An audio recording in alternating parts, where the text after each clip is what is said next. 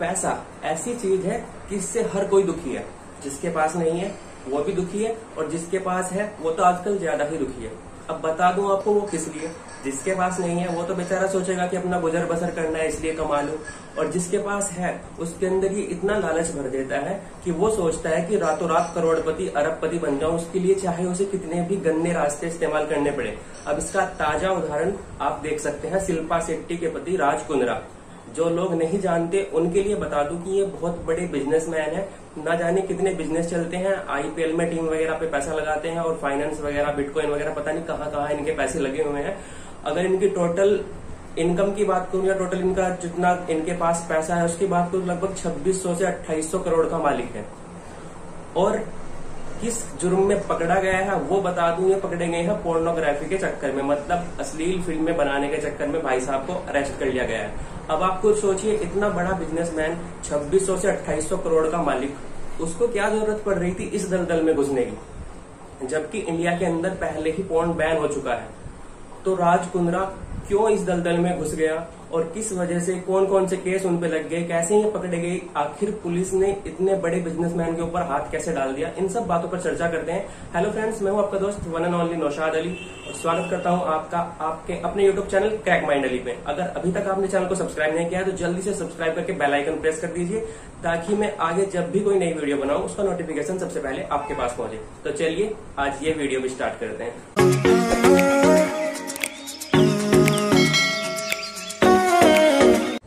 तो सबसे पहले तो आपको मैं ये बता दूं, इंडिया के अंदर पोर्न बैन है। जिनको नहीं पता है उनके लिए, क्योंकि आजकल कुछ साइट्स पे मिल भी जाता है तो लोग सोचते हैं कि बैन नहीं है, पर ये बैन हो चुका है। सबसे पहले कोर्ट ने लगभग 2015 में एक नियम ये बनाने की सोची थी कि इंडिया के अंदर पोर्न बैन कर दिया जाए। उन्होंने इसके ऊपर काफी कुछ तय कर भी दिया था, एक तरह से नियम पास होने वाला था, पर फिर पास नहीं हुआ।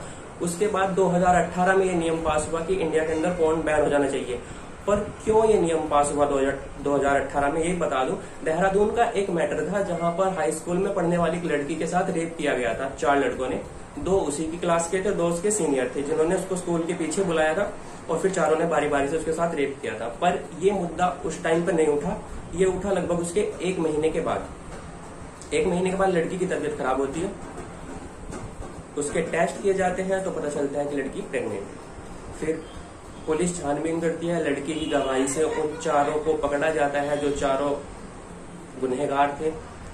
पहली बात ये कि चारों अंडर 18 थे, बालिग नहीं थे, तो उनको सजा मिल जाती है। ये कोई एक केस नहीं था। इसके बाद 2018 में कई और इस तरह के केस देखने को मिले जिनमें इस तरह के रेप हुए थे, और जो रेपिस्ट थे उनकी एज लगभग 9 साल से 14 साल के बीच थी। फिर सरकार ने यह फैसला लिया कि इंडिया के अंदर पोर्न बैन होना चाहिए, क्योंकि बहुत से नाबालिग पोर्न देखकर बिगड़ रहे हैं। क्योंकि जो वो 4 रेपिस्ट थे उन्होंने भी अपने बयान में ये बोला था कि उन्होंने ये सब करने से पहले कुछ पोर्न क्लिप वगैरह देखी थी। तो खैर इंडिया के अंदर पोर्न बैन हो गया 2018 में। कुछ वेबसाइट्स हैं जिन पर मिल रहा है, पता नहीं कहाँ से मिल रहा है, कैसे, कुछ VPN क्रैश वगैरह करके कर लेते हैं। और कुछ इन राज कुंद्रा जैसे लोगों की काली करतूत है जो इस तरह की वीडियो शूट करते हैं और फिर उनको OTT प्लेटफॉर्म या सोशल मीडिया के जरिए प्रोवाइड कर दिया जाता है। अब बात करते हैं राज कुंद्रा वाले मैटर की कि ये कैसे पकड़े गए।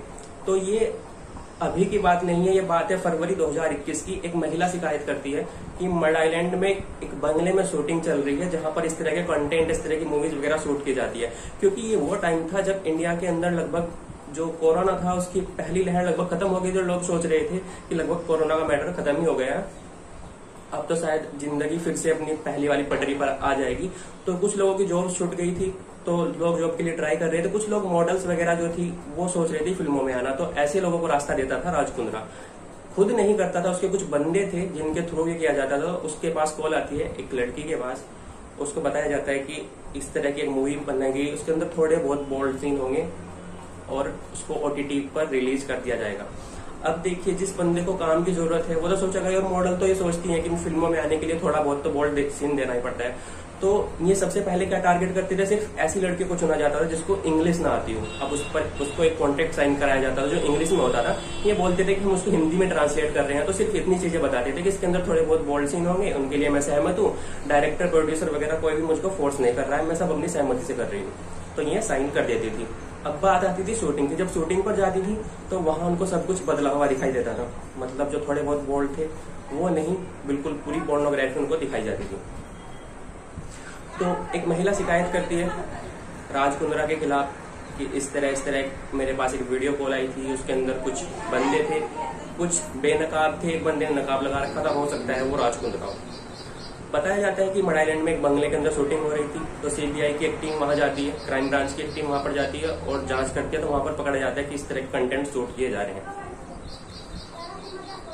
पुलिस वहां पे अरेस्ट करती है। जो एक्ट्रेस थे या बाकी जो क्रू मेंबर थे जो दोषी पाए गए थे उनको पुलिस अरेस्ट करती है। लगभग 5 लोग अरेस्ट किए जाते हैं। छानबीन होती है। छानबीन के बाद नाम आता है उमेश कामत नाम के एक शख्स का।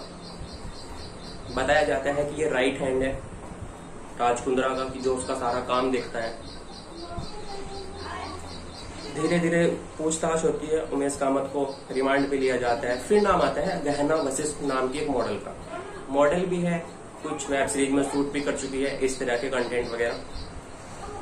लगभग 5 फरवरी या 9 फरवरी के आसपास उनको पुलिस छानबीन के लिए बुलाती है, जांच पड़ताल के लिए। वो दोषी पाई जाती हैं, उनको अंदर जेल में डाल दिया जाता है। लगभग 3-4 महीने तक वो जेल में रही, शायद अब बेल पर बाहर है। फिर एक व्हाट्सएप चैट खुलती है। व्हाट्सएप चैट में नाम आता है राज कुंद्रा का। मतलब राज कुंद्रा पे डाउट तो पहले ही चला गया था, पर इतना बड़ा बिजनेसमैन हो तो कोई पुलिस वाला हाथ नहीं डालना चाहेगा, क्योंकि किसी भी बड़े बिजनेसमैन पे हाथ डालने से पहले 10 बार सोचना पड़ता है। तो लगभग इसी सोच में इसी छानबीन में 3-4 महीने गुजर गए। अब आया 19 जुलाई 2021 का दिन। पुलिस बुलाती है राज कुंद्रा को जांच के लिए। मुंबई के पुलिस स्टेशन में पूछताछ के लिए बुलाया जाता है। पूछताछ में वो दोषी पाया जाता है।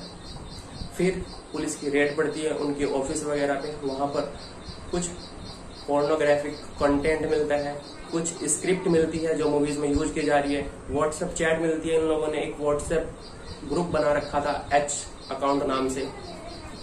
इन सब से छानबीन में पता लगता है कि ये इस तरह के कंटेंट बना रहे थे। वेब सीरीज के नाम पे पोर्नोग्राफी परोसी जा रही थी।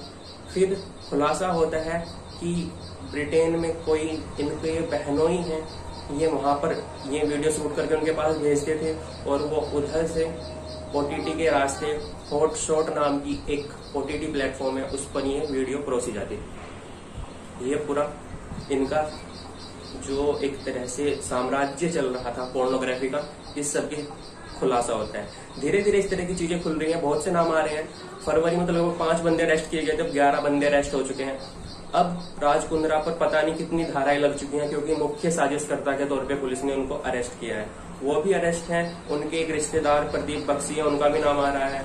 ब्रिटेन के जो उनके बहनोई हैं उनका भी नाम आ रहा है। ये सब शामिल है, मतलब एक तरह से आधे से ज्यादा रिश्तेदार शामिल है जो इस तरह के कर्मकांड में शामिल थे। अब देखिए, राज कुंद्रा इतना बड़ा बिजनेसमैन, 2600-2800 करोड़ का मालिक, गिनती नहीं है कितने बिजनेस चल रहे हैं, उसको क्या जरूरत पड़ रही है इस दलदल में घुसने की। कहते हैं इस पोर्नोग्राफी के जरिए एक दिन की कमाई 10 लाख रुपए है राज कुंद्रा की। मतलब ये पैसा ही तो है जो इतना कुछ करा रहा है। पैसे का चक्कर, लालच कितनी बुरी वाला है, ये सब देख सकते हैं। ताजा उदाहरण राज कुंद्रा के दौर पे देखने को मिला है। साथ में शिल्पा शेट्टी। सोचने वाली बात यह है कि जो शिल्पा शेट्टी है उसको नहीं पता था कि उसके पति क्या हरकत कर रहा है।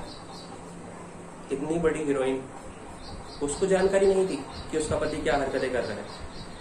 या फिर हो सकता है शिल्पा शेट्टी भी इसमें शामिल हो। तो अगर शिल्पा शेट्टी शामिल है तो उनकी गिरफ्तारी क्यों नहीं हुई?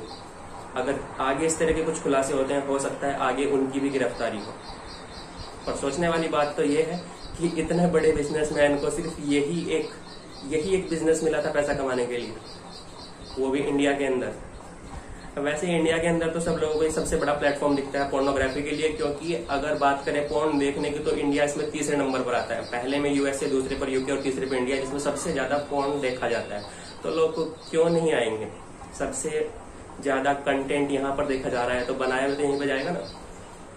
तो ये हाल है इंडिया के बिजनेसमैन के। ये वो लोग हैं जो सफेद दामन के पीछे अपने काले चेहरे छुपाकर घूम रहे हैं। अभी तो इसकी शुरुआत हुई है। वैसे भी 19 जुलाई 2021 को ये अरेस्ट हुए हैं। अब तो देखिए आगे कितने राज खुलते हैं। शायद 23 जुलाई वो शायद इनको बेल मिलेगी 2-3 दिन तो अंदर ही है, 2-3 दिन तो बेल भी नहीं मिली। अब देखते हैं आगे कितने राज खुलते हैं राज कुंद्रा के, कौन इसमें निकलता है। बाकी राज कुंद्रा से पूछताछ की है, वो तो भाई साहब यही बोलते हैं कि मेरा इनसे कोई लेना देना नहीं है, मुझको फंसाया जा रहा है। पर चोर कब बोलेगा किसने चोरी की है, वो तो कभी बोलेगा ही नहीं। खैर सीबीआई की जांच बैठ गई है, अब देखते हैं आगे कितने खुलासे होते हैं इस जांच के अंदर। जो भी नए खुलासे होंगे उनकी मैं अलग से एक वीडियो बनाऊंगा आपके लिए।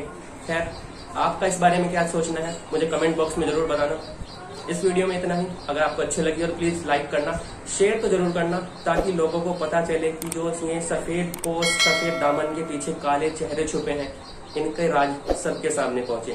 खैर चलता हूँ, मिलूंगा फिर किसी अगली वीडियो में, तब तक के लिए अल्लाह हाफिज, दुआ में याद रखना।